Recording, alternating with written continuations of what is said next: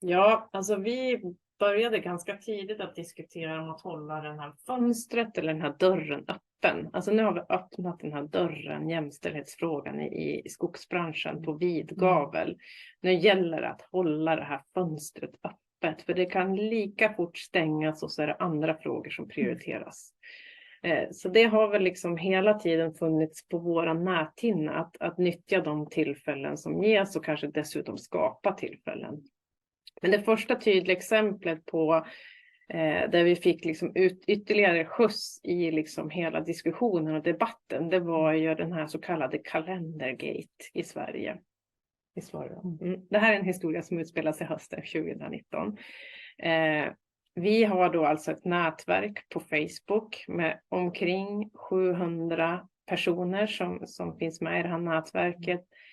Det är en person som delar en bild och säger typ: den här bilden har jag kommit över, vad ska vi göra? Det var i princip det som hände. Och den här bilden föreställer alltså en kalender. Och den här kalendern består då av 12 bilder på väldigt lättklädda tjejer. Poserandes i närheten eller i samband med skogsmaskiner. Och med en logotyp också tydligt på framsidan och på varje månadsbild. Vi kände direkt att så här, men det här kan vi liksom inte låta bero. Det här går liksom inte att släppa. Så att vi var ganska snabba med att skriva en debattartikel som publicerades i Land. Och den här debattartikeln fick ju direkt ganska mycket fart. Där var det inte tystnad, utan det hände mycket. För det första så var det ju en extrem kommentatorstorm på den här debattartikeln. Vi skrev också fler debattartiklar, det hamnade artiklar i ATL och senare även i Dagens Nyheter. Och det var väldigt mycket kommentarer och väldigt mycket olämpliga kommentarer det kan man börja med att säga.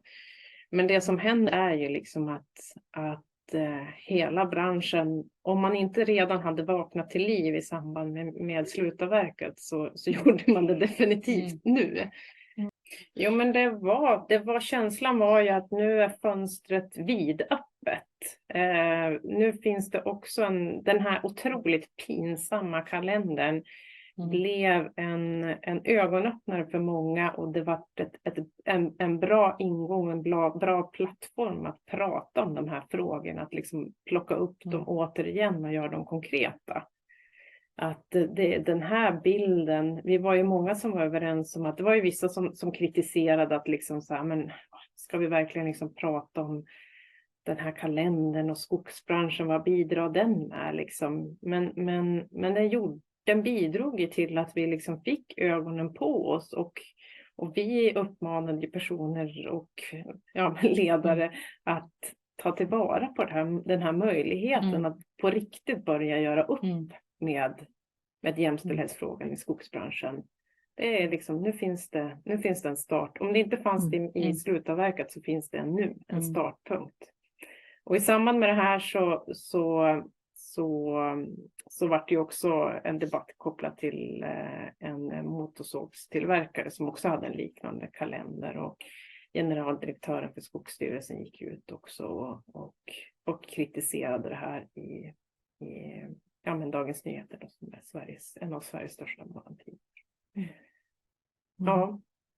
Och det som var märkbart i samband med den här kalenderhistorien, det var ju att då hade vi dels att den här bilden kom in till Nyx, så här, kom till liksom centralen av Nyx, till kärnan av Nyx från en enskild medlem. Sen hade vi också enskilda medlemmar som aktivt utövade inflytande på sina arbetsgivare för att se till att de här två organisationerna då, som hade stått för de här två kalendrarna skulle få det hett om öronen.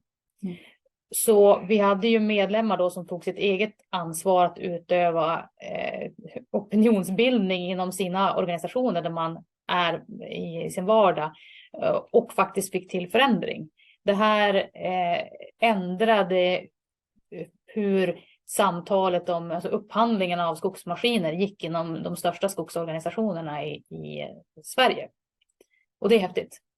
Men sen så då hade vi också medlemmar som bestämde att hur vänder vi på det här då? Vi har ju sagt i våra stadgar att vi ska jobba med normkreativa verktyg.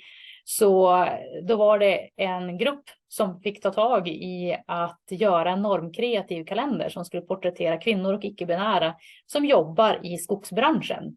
Så som kvinnor jobbar, inte ålandes på skogsmaskiner utan att faktiskt utföra en kvalificerad arbetsuppgift. Och den här gjorde vi också då tillsammans med samma maskintillverkare som hade sin logotyp på den här mindre smickrande kalendern. Och vad vi förstod, jag tror nog att de blev väldigt upprörda till en början över den här otroligt osmickrande marknadsföringen de fick. Men vad vi kan förstå så har det här varit en ögonöppnare och på riktigt ett sätt för dem att jobba med värderingarna i sitt företag. Och sen så som sagt tillsammans måste göra en ny, lite annorlunda kalender. Så det är precis som Elin säger, så att jobba normkreativt, det är en av de värderingar som Nyx vill liksom bistå med. Vi vill absolut vara där och peta och peka på saker som är obra, men vi vill också vara med och bidra till att skapa någonting bra utav det som är mindre bra. Det är jättelätt att peka finger. Det är svårare att vara konstruktiv. Men vi vill vara med och skapa liksom konstruktiva lösningar.